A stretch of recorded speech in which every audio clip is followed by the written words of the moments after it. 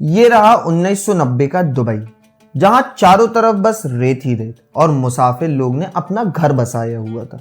और ये है आज का दुबई, जहां हर बड़ी कंपनी दुबई में इस्टेब्लिश होना चाहती है और कई लोगों का दुबई जाने का भी सपना है।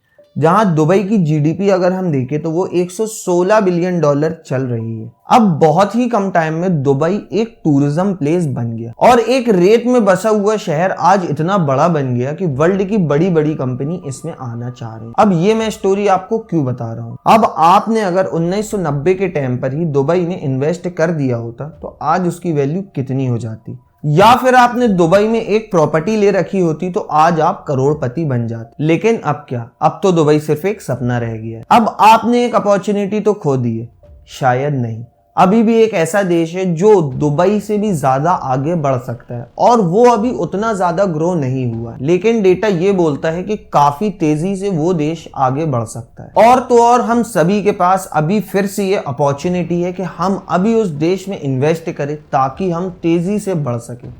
लेकिन ये देश है कौन सा? ये देश है इंडिया। ये देखो, ये है इंडिया की करेंट जीडीपी ग्रोथ रेट, जो कि हर साल 7% से बढ़ती जा रही है। अब ये तो बस एक जीडीपी है। अब इसी को देख के हम ये थोड़ी ना बोल सकते कि आने वाला दुबई इंडिया होने वाला। करेक्ट, इंडिया में ऐसा क्या चेंजेस हो रहे हैं, इंडिया नेक्स्ट दुबई कैसे बन सकता है और इंडिया ग्रोथ स्टोरी क्या है और कैसे हम ये इंडिया में पैसे लगा के इस अपॉर्चुनिटी को ना खोए। तो आज की इस वीडियो में हम यही बात करने वाले हैं कि इंडिया आखिर नेक्स्ट दुबई कैसे बन सकता है और इंडिया की जीडीपी और इंडिया में क्या क्या चेंजेस हो रहे हैं जिसको हम देख के ये बोल सकते हैं कि इंडिया काफ़ी तेज़ी से ऊपर जा सकता है।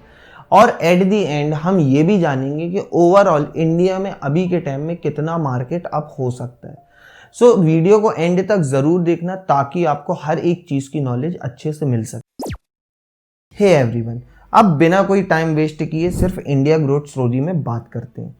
अब ये आर्टिकल पढ़ो, जहां हिंदुस्तान टाइम का ये आर्टिकल में लिखा है, जो निर्मला सीतारामन जी हैं, जो कि हमारी देश की फाइनेंस मिनिस्टर भी हैं, उनका ये प्रेडिक्शन है कि नेक्स्ट 3 सालों में इंडिया की जीडीपी 5 ट्रिलियन यूएस डॉलर की हो जाएगी। मतलब साल 2027 तक इंडिया की जीडीपी 5 ट्रिलियन की होगी और उसके नेक्स्ट 3 साल बाद यानी कि 2030 में ये जीडीपी 5 ट्रिलियन से बढ़ के 7 ट्रिलियन डॉलर्स की हो जाएगी। अब हो सकता है ये कि ट्रिलियन वर्ड आपको सुनने में छोटा लग रहा हो, लेकिन वीडियो में आगे बताऊंगा कि ये ट्रिलियन कितना बड़ा वर्ड है। उससे पहले हम ये देखते हैं कि इंडिया इकोनॉमी कितने नंबर में चल रही है। अब फोर्ब्स का ये एक आर्टिकल पढ़ो, जहां इंडियन इकोनॉमी रैंकिंग में 5th लार्जेस्ट इकोनॉमी चल रही है और इंडिया की करेंट जीडीपी 3.8 ट्रिलियन की है। अब इंडिया से ऊपर जापान, जर्मनी, चाइना और यूएस है और इंडिया वर्ल्ड की 195 कंट्रीज में से 5th लार्जेस्ट इकोनॉमी वाली कंट्री है। लेकिन जैसा कि मैंने बताया कि इंडिया बाय 2027 जापान और जर्मनी को पीछे छोड़कर वर्ल्ड की 3rd लार्जेस्ट इकोनॉमी बन जाएगी, जिसकी जीडीपी 5 ट्रिलियन की होगी। अब ऐसा होगा क्यों? इतनी तेजी से इंडिया कैसे आगे बढ़ सकती है? ऐसे क्या चेंजेस हो रहे हैं जो इंडिया में होने वाले हैं? अब ये सब समझने के लिए हम थोड़ा सा जीडीपी के बारे में जान लेते हैं और थोड़े से जो ट्रिलियंस में जीडीपी चल रही है उस नंबर्स के बारे में भी जान लेते हैं। 1947 से 2007 तक यानी कि 60 सालों में इंडिया की जीडीपी 1 ट्रिलियन की हुई और 1 ट्रिलियन यूएस डॉलर अगर उसको हम इंडियन करेंसी में देखें तो वो होता है 84 लाख करोड़। जहां इंडिया को 1 ट्रिलियन पहुंचने में 60 सालों का समय लग गया, लेकिन सिर्फ अगले 8 सालों बाद इंडिया की जीडीपी 1 ट्रिलियन से बढ़ के 2 ट्रिलियन हो गई, यानी कि 168 लाख करोड़, और वो भी सिर्फ 8 सालों में। साल 2007 से 2015 तक इंडिया की जीडीपी 2 ट्रिलियन की थी, लेकिन बाय द नेक्स्ट 7 ईयर्स यानी कि 2015 से 2024 तक इंडिया की जीडीपी 3.8 ट्रिलियन पहुंच चुकी थी, यानी सिर्फ 7 सालों में ऑलमोस्ट डबल। और बाय द ईयर 2027 ये इंडिया की जीडीपी बढ़ के 5 ट्रिलियन की हो जाएगी, मतलब ऑलमोस्ट 400 लाख करोड़। अब इन सब का क्या रीजन है? इंडिया की जीडीपी इतनी तेजी से क्यों बढ़ रही है? इसका सबसे बड़ा रीजन है यंग पॉपुलेशन। इंडिया में 50% से भी ज्यादा लोग अंडर 25 एज के हैं और ओवरऑल अगर देखें तो 20 से 40 एज ग्रुप के लोग इंडिया में ज्यादा है और कितने लोग एम्प्लॉयज हैं जहां उनकी इनकम भी आती है, और उनकी इनकम की वजह से डिमांड काफी तेजी से बढ़ती जा रही है। लोग अपने पैसों पे ईएमआई पे आईफोन खरीद रहे हैं। ये तो एक छोटा सा एग्जांपल है। अब ज्यादा इनकम होने की वजह से लोग ज्यादा खर्चे कर रहे हैं, जिसकी वजह से डिमांड बढ़ रही है, और डिमांड बढ़ रही है तो मैन्युफैक्चरिंग भी बढ़ती जा रही है। अब डिमांड ज्यादा होने की वजह से, मैन्युफैक्चरिंग ज्यादा होने की वजह से जो बाहर देश की कंपनी है वो इंडिया को अपना मैन्युफैक्चरिंग हब बना रही है।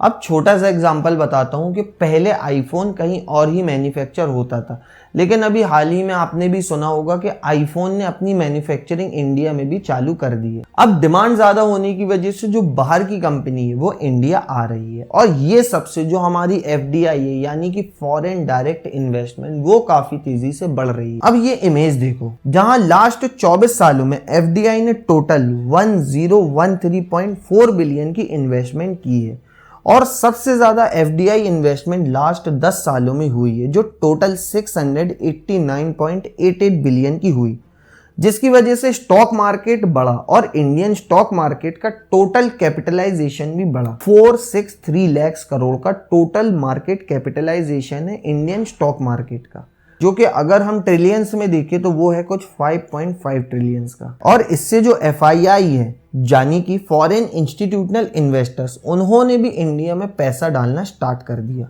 जहां अगर हम सिर्फ डेटा देखें तो अभी तक एफआईआई ने 206 बिलियन की इन्वेस्टमेंट कर चुकी है, और इसलिए कि उनको भी मार्केट में पोटेंशियल दिख रहा है। और अभी जो आपको मार्केट लास्ट 2 हफ्तों से थोड़ा करेक्शन में दिख रहा है, उसका रीजन भी एफआईआई है, क्योंकि एफआईआई ने थोड़ी सी अपनी इन्वेस्टमेंट जो इंडिया में की हुई थी उसको थोड़ा सा निकाला है, जिसकी वजह से मार्केट में थोड़ा बहुत करेक्शन आया है। अब ये सबको साइड करके अगर हम देखें तो मेन जो जीडीपी ग्रोथ दिखा है वो हमें मैन्युफैक्चरिंग से आया है।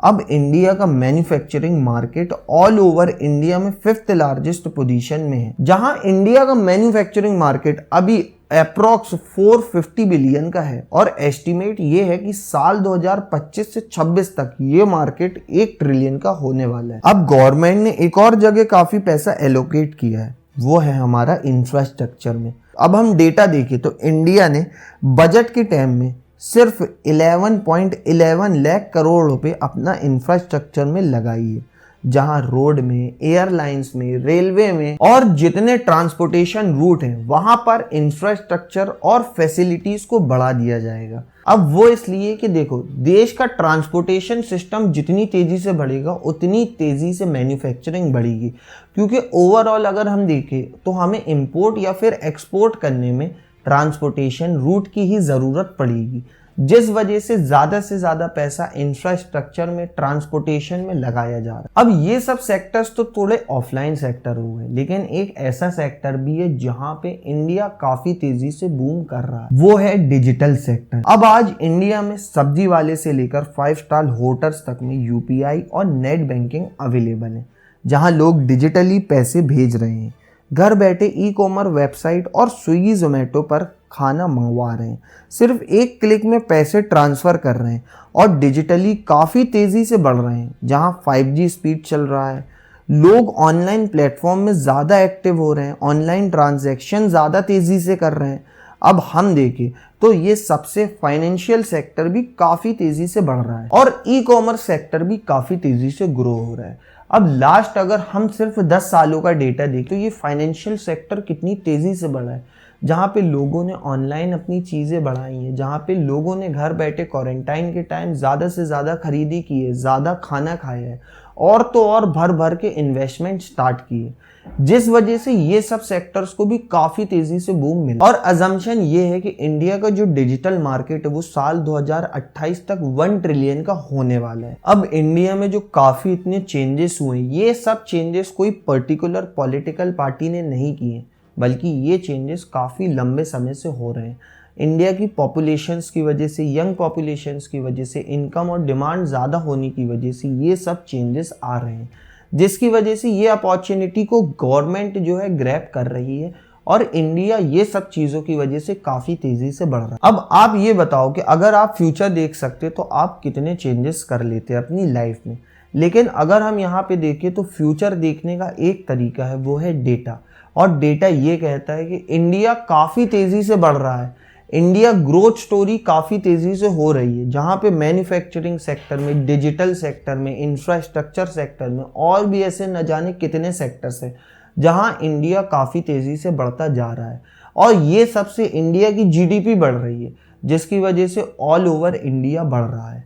अब ये अगर हम देखें तो डेटा बोल रहा है, और डेटा ही एक ऐसा सोर्स है जिसको देख के हम फ्यूचर प्रेडिक्ट कर सकते। अब इंडिया काफी तेजी से सुपर पावर बनता जा रहा है, जहां पे foreign institutional investor, domestic institutional investors और कितने लोग अपना पैसा इन्वेस्ट कर रहे हैं।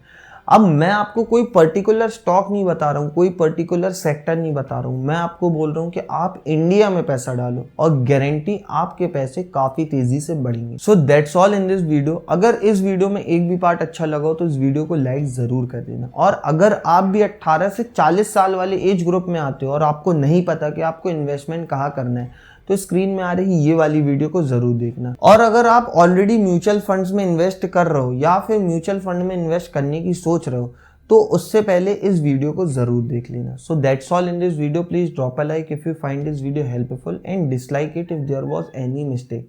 सो bye bye and have a great